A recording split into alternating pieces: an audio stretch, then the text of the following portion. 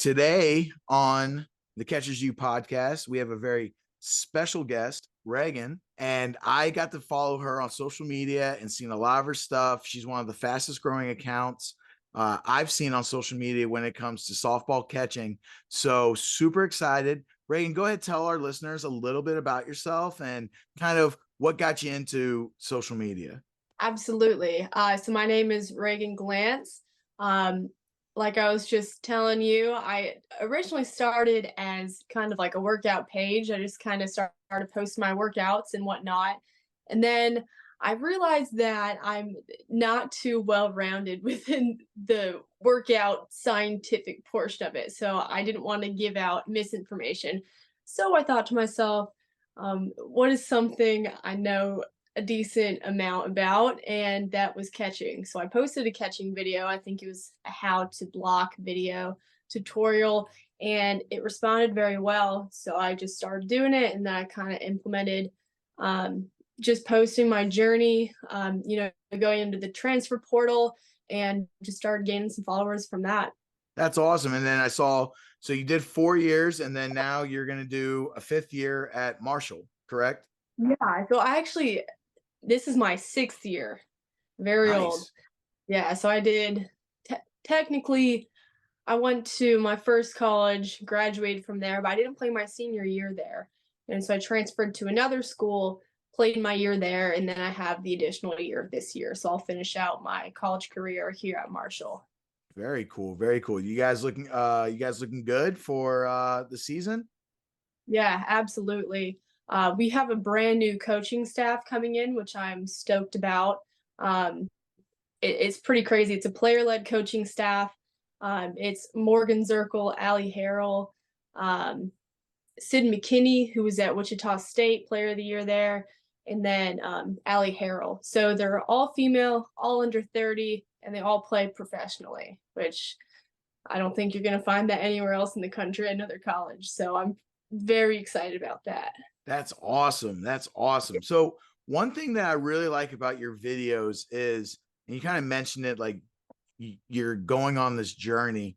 I really like how you seem very, uh, you know, you like there's many people who watch your videos, I think, go, oh man, like I'm just like that, or I'm in that situation. You're very connectable with your audience. And, and I think especially when it comes to softball, there's fewer channels out there for softball catchers, especially softball catchers, to really kind of connect with somebody and kind of share that journey with. So like when you're doing your videos, like what kind of motivates you to share that information? Yeah, so I think the softball and baseball community is really special in that way. There's a lot of athletes who are all on a very similar journey. We all want to play at a possibly higher, maybe some want to play at a lower level, but we all want to play at the next level, basically, and possibly beyond too. So it's just a grind that everybody can relate to. And as far as the catching aspect, I know you go on Instagram and you see a lot of hitting content, you see a lot of infield, maybe outfield pitching. You don't really see a lot of catching stuff for softball. I know the majority of who I follow for catching content is baseball players, right? So like kind of like your account, like Catching Made Simple, guys like that. And of course you have Coxie and Paige Halstead and them. But other than that, I feel very minimum. So I think that helps as well. Somebody can, like look at with that who's kind of been through the process, so like they can learn from my mistakes a little bit too. No, that's awesome. No, and I agree. And that was one of the reasons why my whole, academy and company kind of got started was we just found that there was a need. And this, the catching is such a different world from other positions, and I always say, catching's the loneliest position because you're usually by yourself. Maybe you have a teammate, but usually if you're a good catcher growing up, you're the one, and the other person's kind of there to like give you a break. Or, it's not really till you get to college where there's 3 to 4 quality catchers in one house, and you're actually getting to give feedback to each other, or if you see something, or whatever. So like, whereas like infielders and outfielders, they're taking fungos and they're all together, and if they see something, right, you're kind of learning from each other. And that's kind of how catchers you started. It was like, how do we provide that same kind of practice feel that other position players or pitchers get for catchers, where they feel like they're the main focus? Because I completely agree. It's so hard sometimes to give catchers that feel that, hey, there's a lot of people in my same situation, because you just don't see it as much. Everybody has a bat. Everybody's, trying to get out there and swing and whatever. Whereas catching, it's like, the gear's cool and everything like that, but usually maybe one or two other people on your team are doing it, at the same time. Exactly. I couldn't agree more. And just to add on to that point too, growing up and even some into college, I feel like catchers also get neglected, the position as a whole. So on some teams who may only have 2 to 3 coaches, they'll take the pitchers, they'll take the outfielders, they'll hit fungos, infielders, and then they'll say, catchers, do your thing. And we're like, oh, okay. So we Okay. just got to come up with our own practice plan essentially. And which is fine, when you have, especially in college, when you have other great catchers that you're working with, it's great to work with them. But at the same time, we don't really have necessarily a catching coach. And that goes for a lot of the younger players too. It really does, right? Like you get into this like scenario where you become very self-sufficient, right?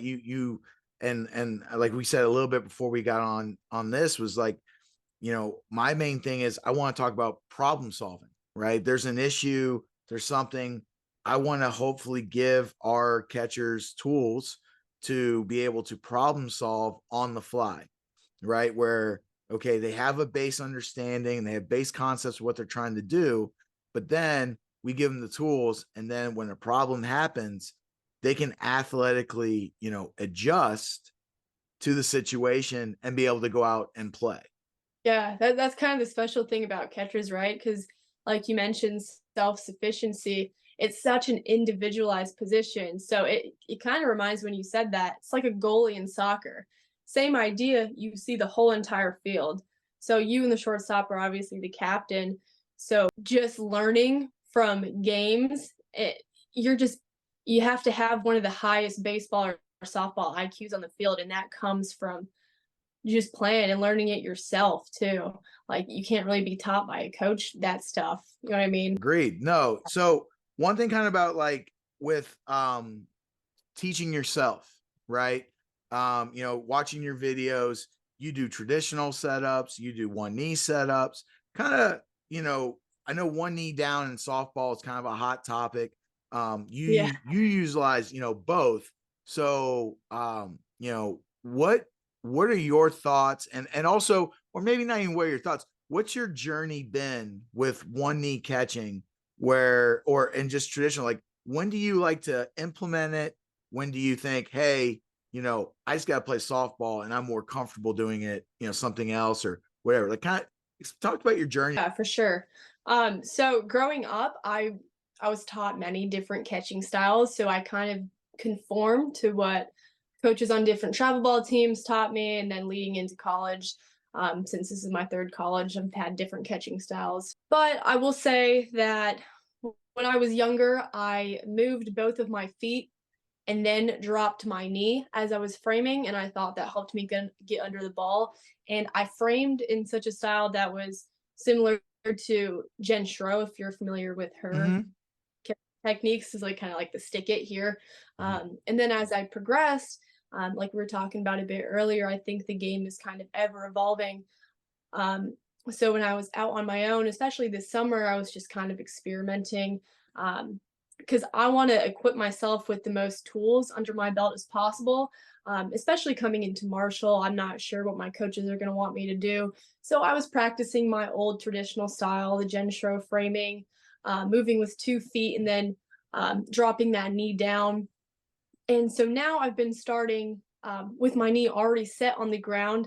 And one, it's more comfortable, I think, right? especially when you get to a higher level. You don't need, this might be controversial, but you don't necessarily need quite as much agility in your stance because your pitchers should be hitting their targets quite a bit more, and you still have the ability to block as well. But especially for those low pitches and maybe the screwball and curveball, I kind of like the one knee just because you can get up under the ball a lot easier. And with the rise ball, I was watching the backpick podcast with Coxie, and they were talking about the rise ball a little bit. Here's the thing. I don't think that you necessarily need to be set up high for a rise ball because that's a pitch that you're most likely not going to get called as a strike anyway. So it's up out of the zone. So just leave it. It's pitched for a swinging strike. So Yeah. I think that's kind of out of the question and out of the debate, to be honest. I don't know what your thoughts are on that. No. So, okay. So, all right. This is awesome. This is why I love meeting new people and I love having conversations because a lot of the same thought processes are going around, right? So, you hit it on your head, you hit it on the head. Like, when, you have different types of pitchers, right? And they have different types of profiles, right? So you have a rise ball pitcher, right? And then you have people. So basically, you have some pitchers that go up and down, and then you have some pitchers that go side to side, right? So in college, right, pitcher A is going to throw a certain way, and pitcher B is going to throw a certain way. And your setups, by the way, that's not giving away anything because everybody knows that she's a rise ball after the first time she throws it and what have you. And, being able to, throw maybe a rise and then a drop, right? So you have like that combo, and it's okay. So maybe I am, if she really gets up and she really misses, when she misses with her rise, it's going up, up, right? Versus kind of like that neck level, spot on the hitter where she wants to throw it because she wants to induce that swing. Right. I think, but then you're like, all right, you have a pitcher that's more side to side down, more screw, more cut, where they're doing this. You may say, hey, I just want to sit at the bottom because I got to try to extend that zone, or not even extend the zone. I cannot lose a call at the bottom of the zone, or now my pitcher has to bring the ball up. And if a pitcher has to pitch at the top of the bottom of the zone to have success, has to come up, well, now that's just going to put her at a disadvantage. And like you said, and this is what I love, it's like the rise ball, I have to just catch it. I just have to catch it. I don't have to do anything with it. Now, if she actually throws a bad rise, yes, I can bring it into the zone because I'm on top of it because I was actually trying to get above it, and then I can come back. But what you just did though was you broke it down so much further than the mechanical application of the skills, and you brought it into a game setting. Right. And I think that's so important because we try so hard to be, perfect mechanically all the time. And, one saying that I have all the time, I always say less effort, more execution. Like, don't think so hard. Like, hey man, you're gonna screw some stuff up. Like, you're gonna try to do something, and you know what? It's a ball. Balls are thrown. It's okay. Balls are thrown. Hey, that's out. Okay, just catch. It's fine. No big deal. And so I love that because you're like, hey, like, I like it when it does this, and I like it when it does this, and this helps me here. And again, like you're now going and the mobility thing, with your pitchers are getting better, right? And their misses are smaller. But I think also, and this could be, obviously, my background was in baseball, and I've been working with softball catchers now for over 10 years. But I feel like at the younger ages, from a pitching standpoint, because they don't know what works for them to get people out, a lot of young pitchers try to do everything.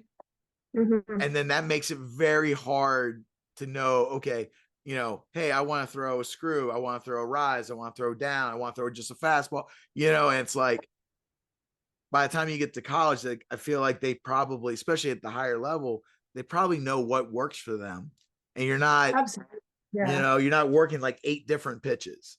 Exactly. I feel that at the college level, you know, we recruit pitchers, and yeah, they may be able to throw everything, but a lot of pitchers have their specialties. So we'll rock with the girl, a starter that can throw up and down, and then she could start hitting off of, or they start hitting off of her.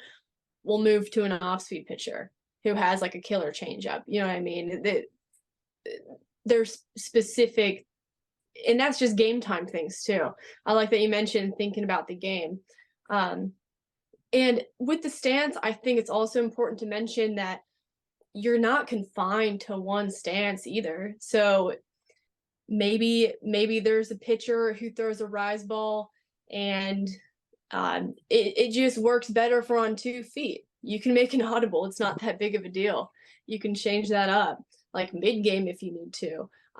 I think, and that's also important why I think that a lot of catchers should practice different catching styles just so they can be so versatile in games. Like sometimes, especially like if I know that a runner's on base, she's fast, she's probably going to steal, I'll get on my feet so that when the rise balls come in, I'll be closer to, you know, pop up and throw her out. It's just different things like that you got to think about. And that comes with experience and just playing. As long as I have, I mean, I'm a 6 year, something pretty old, but yeah, just being versatile and being willing to change too.